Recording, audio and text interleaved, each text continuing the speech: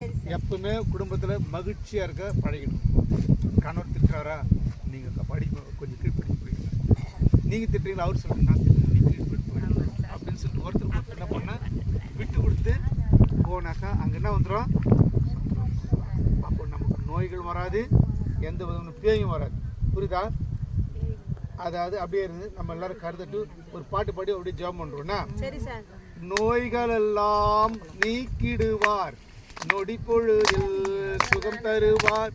நோய்கள் எல்லாம் நீக்கிடுவார், நொடி பொழுதில் சுகம் தருவார். பேய்கள் எல்லாம் நடுநடுங்கும் நம்ம பெரியவர் திரு முன்னே. பேய்கள் எல்லாம் நடுநடுங்கும் நம்ம பெரியவர் திரு முன்னே.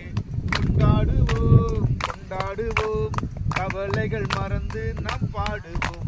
இயேசு ராஜா வந்திருக்கிறார், எல்லாரும் கொண்டாடுவோம், கைதட்டி நாம் பாடுவோம். பாவமெல்லாம் போக்கிடுவார், பரிசுத்தமாயாக்கிடுவார். பாவமெல்லாம் போக்கிடுவார், பரிசுத்தமாய் ஆக்கிடுவார். அதிசயங்கள் செய்திடுவார், அற்புதம் நடத்திடுவார். அப்படியே கண்கள் முடிச்சா மட்டும்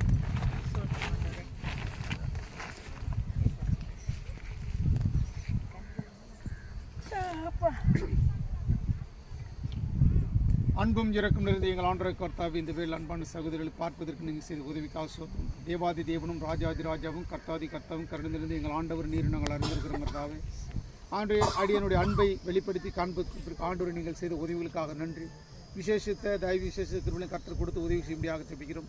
இந்த இடத்துல மன பாரங்கள் அல்லது சில நேரங்களில் மயக்கங்கள், கலக்கங்கள், வருத்தங்கள், சஞ்சலங்கள், சரீரத்தில் பலவீனங்கள் அல்லது அடிவயிற்றில் இப்படிப்பட்ட நோய்கள் ஏதான இருந்தால் இயேசு நாமத்தில் எடுத்துப்பட உதவிகள் செய்யும்படியாக ஜெபிக்கிறோம். இப்படிப்பட்ட நல்ல வாய்ப்பு கொடுத்த தேவன் நீர் நாங்கள் அறிவோம். எங்களுடைய பாவங்களை மன்னித்தவர், எங்களை பரிசுத்தமாக்கினவர் நீர் நாங்கள் அறிந்திருக்கிறோம். கர்த்தாவே, இந்த வேலை இந்த நாளை நீ தந்த தயவுக்காக சொல்றோம். இவ்வளோ நேரம் அன்பாக பேசும்பொழுது இவ்வளோ அமைதி காத்த இந்த அன்பான சகோதரிடத்தில் ஆவியான தயவு இருக்க முடியாது. இவருடைய குடும்பங்கள் செழிப்பாக ஆசீர்வாதங்களாக இருப்பதற்கு ஆவியான செய்யப்படுற உதவிகளுக்காக நன்றி செலுத்துகிறேன்.